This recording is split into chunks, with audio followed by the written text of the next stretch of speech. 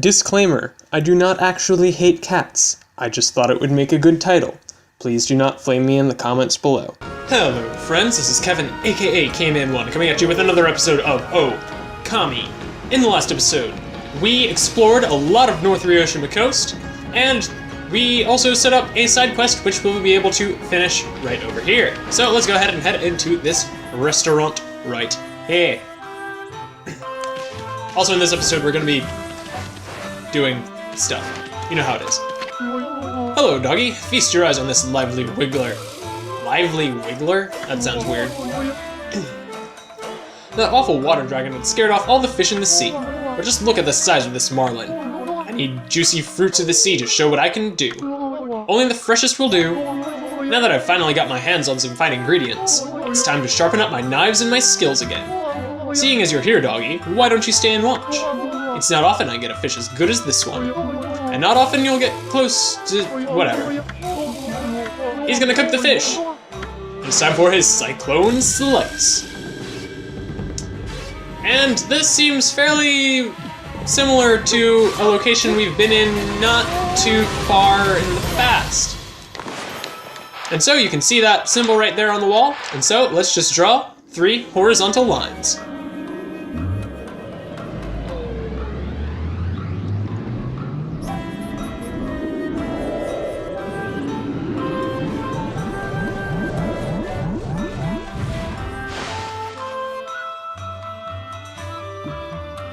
That's the most amazing cooking you've ever seen, because not only did he cut it using the wind, he also cut it so that there were 5 more whole fish created. Well, 4 more. Wahoo! My best handiwork ever. I'd say so. My skills were getting a little rusty, but now I've reached new heights. I've matured. The fish must be fresh. The dish must be quick. If I sharpen up these blades, I'll be serving up a whale next time.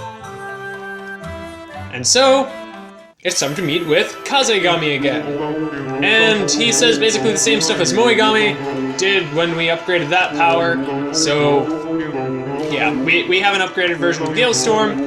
And the name of it is, I believe, Cyclone? I want to say. And we draw it by using the same thing. Oh, Whirlwind. Okay. And we draw it by using the same thing that we just saw on the wall. So, it is actually a very good damaging ability that we can use against flying enemies. I'll show it off the next time we're in a good position to use it. So,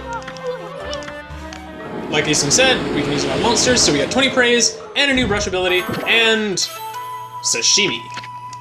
Luxurious specialty, completely fills astral pouch, so we get 80,000 yen. Wait, no, just 8,000, not 80,000, that'd be ridiculous. Or 10,000. So, pretty nice, but not the greatest source of income. Anyways, I mentioned there was one final island besides the one that we didn't explore, and we aren't going to because it doesn't have any important collectibles on it. But I mentioned there was one island that we hadn't yet explored. And it's that one off in the distance. So, I will go ahead and cut to when we are at the shores, just for the sake of brevity. Where's that meowing coming from? I think it's coming from that tower. It's kind of creepy, but let's go check it out. I agree, soon. Meowing is creepy. Now, we're about to encounter a lot of cats. I'm not really a cat person. In fact, I'm actually very, very allergic to cats. Is that going to color my dislike of the area? No. The fact that this area is terrible is going to color my dislike of the area. Also, for what it's worth, you need at least 1 fish feed bag in order to complete this area, so don't use all of them until you get to the top. Just warning you right there. You'll know what I mean in just a little while. Anyways, there's a mirror here, but not one that we can warp with, so it doesn't even have a point. Like, seriously. Anyways, welcome to Cat Call Tower.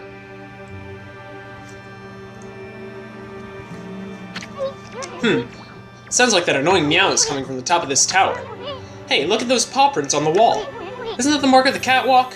It's one of the 13 celestial brush techniques. Wait, maybe that means... Yes. But first, apparently a fight. And a fight with... Oh my goodness, I know the name of this, but I can't remember off the top of my head.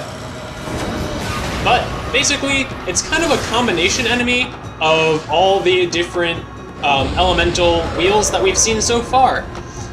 And it's going to start off by using fire, apparently. So we are going to be able to remove the fire by using wind. And we are just going to be able to take it down. And I want to say its floral finisher is Gale Storm. So yes, and you're going to get 5 Demon Fangs. Yeah, not bad at all. Like, seriously. Anyways, with that taken care of, we got the Mark of Kabegami. So Kabegami, wonder what that's all about. Anyways, if you jump up and press X on this wall, then you will be able to cling to it. And you can wall jump infinitely. You are expected to climb up this tower. This is a required part of the game. I really wish it weren't. Because of the extreme length of the climb up this tower, I'm going to spare you and just speed it up until I'm at the top. See you back in just a couple seconds for you and what feels like an eternity for me.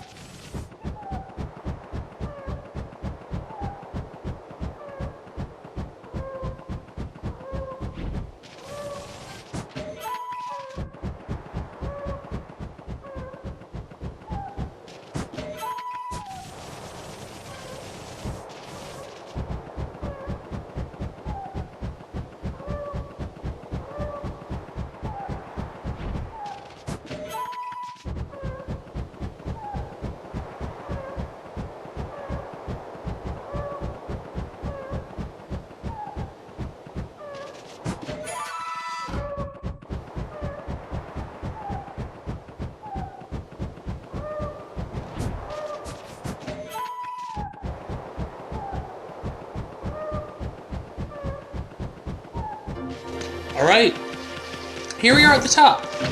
And we got a mermaid coin, and there is a mermaid spring right here that we can take advantage of. Very, very handy, I guess. However, we still haven't quite gotten into the worst part about this area. But I'm not going to dwell on the negative for the time being. I'm just going to be a nice, positive guy and really just enjoy the atmosphere of this area. Because I honestly do really like the look of this place. You know, a tower up in the sky, associated with cats, reminds me of, I don't know, maybe an anime or something. I can't think of it off the top of my head. Anyways, if we head out here,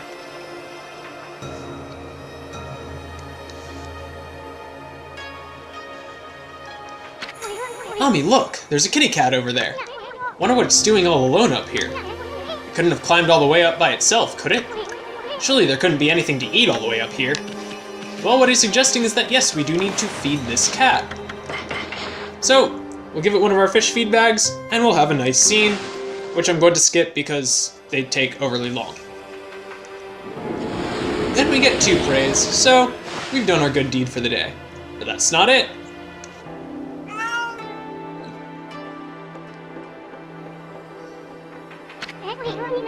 It stopped meowing. A constellation? Here?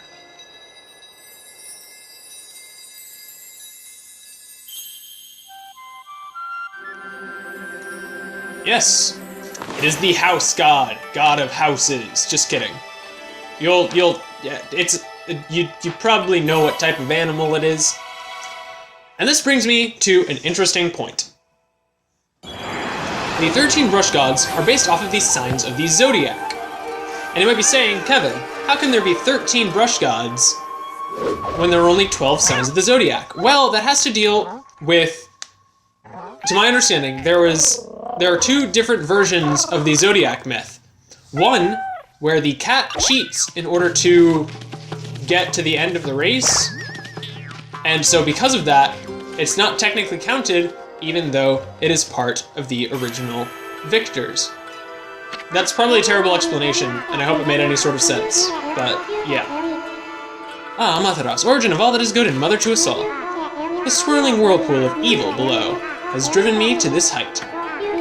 From this perch, I observe the world below and its descent. If my power is needed once again, I, Kabegami, god of walls, shall gladly offer a bridge of hope to the realm below.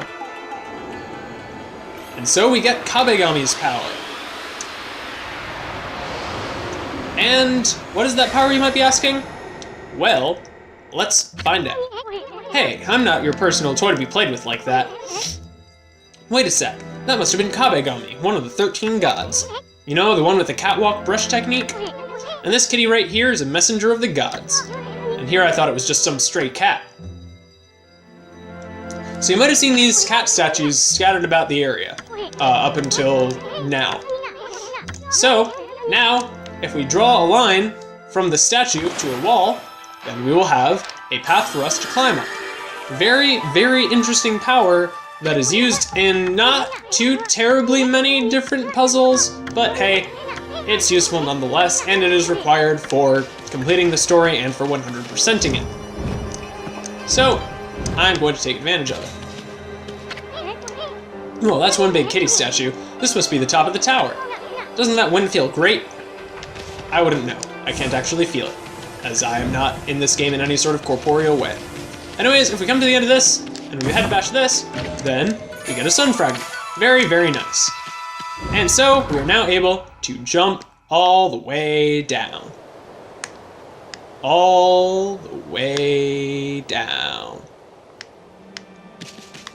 And what? Game? Hello?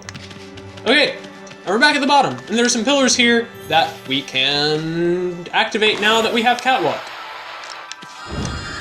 So I'm going to go ahead and get these because there's something on at least one of them, and I actually got the right one first. Cool. So that's 2 stray beads. And so you might be wondering, Kevin, just climbing and getting a new brush power, why is this area so bad? Well, if you open up the stray bead menu and go down here, you'll see we have Cat Call Tower 1 of 3 and Cat Call Tower 3 of 3. How do we get 2 of 3, you might be asking? You need to climb to the top of Cat Call Tower, jump down to the bottom, or teleport using your mermaid spring, and then climb all the way back to the top, manually.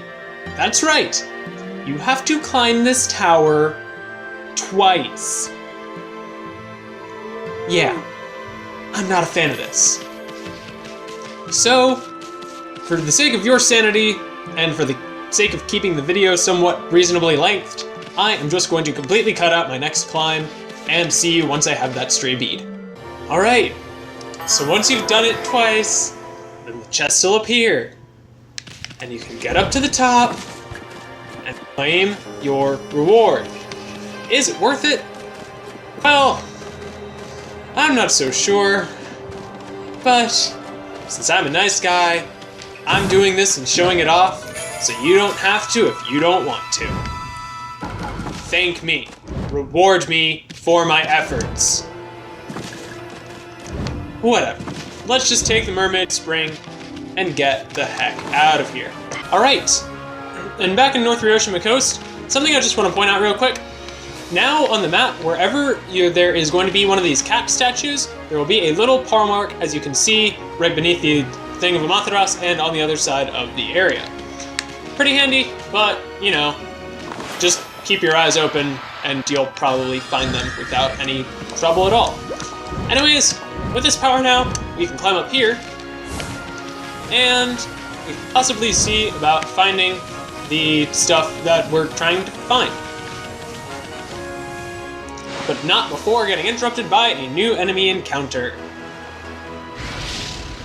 Meet, I want to say it's called the Blue Ogre. I'm pretty sure about that.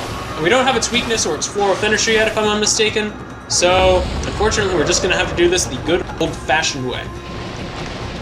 So, you're just going to want to wail on it, pretty much. This is best done with a glaive, in my personal opinion, but it works with it. Yeah, that's really all there is to that enemy. And I go into more detail, but again, we don't really have its real weakness yet. so not much we can do. Huh? Someone there? What do you have for us, guy? This is Watcher's Cave. It's said the gods once used this place to return to the heavens. At night, this place offered a great view of the starry sky. Even the Whirlpool Galaxy was visible from the cave's tip. Whirlpool Galaxy? It's a group of stars. They form the shape of a great spiral, like a heavenly whirlpool. But since the demon-shaped island appeared out at sea, there were more and more monsters about, and the skies have dulled. The magnificent starry view can no longer be seen. You can't see the stars in the middle of the day. But when night falls, I've got a wish to make upon a shooting star. If you wish upon a star, it always comes true. Even the Whirlpool Galaxy might appear in the sky again. Well, I guess we gotta make it nighttime. And a power of Amaterasu's that I haven't shown off yet is, I'm here in the hope that I'll be able to make a wish. But shooting stars are rare now, not like before. If only a star would shoot across the night sky, then I could make a wish upon it. If you wish upon a star, it always comes true. Even the Whirlpool Galaxy might appear in the sky again. Why don't you stand next to me and help me look for shooting stars? Well, like I said, Amaterasu has been shown to have the ability to draw stars. What happens if we just draw one out of nowhere without a constellation? There, a shooting star! I've got to make my wish right now. I wish that the sky was as magnificent as it was in the past, and the Whirlpool Galaxy was visible again. And hey look, his wish actually worked. That's it, a Whirlpool Galaxy. My wish really did come true. Excellent. So, we can now check out this Whirlpool Galaxy, and we've been sent to search for a whirlpool of sorts. Whirlpool. So, maybe this might help us out. When the Whirlpool Galaxy spins in the distant heavens, a whirlpool shall open up below. Ami, I have the feeling we'll be seeing that entrance real soon. Well, here's the Whirlpool Galaxy. It's like a huge windmill in the night sky. They say the Whirlpool Galaxy is the key to the Dragon Palace. If so, then the Whirlpool entrance should be somewhere under it.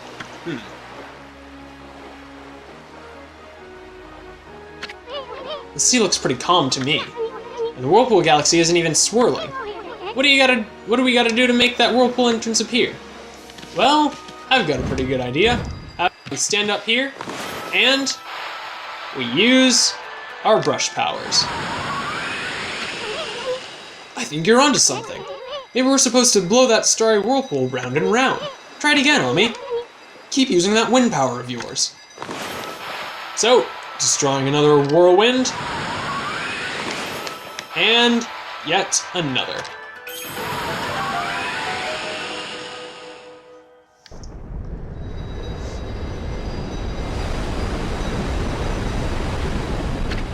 Look! The whirlpool entrance to the Dragon Palace. The Whirlpool Galaxy is bringing it to the surface. Okay, Ami, it's about time we got on down to that Dragon Palace. Let's go teach those Dragonians a lesson. They're gonna pay for not keeping that water dragon on a leash. And yes, we have opened the path to the Dragonian place. And we're going to be heading there. Oh wow, that's actually really cool looking. We're going to be heading there in the next episode. So in this episode, we climbed up the stupidest freaking area in the game, and I can't wait. We never have to go there again. And we encountered massive slowdown.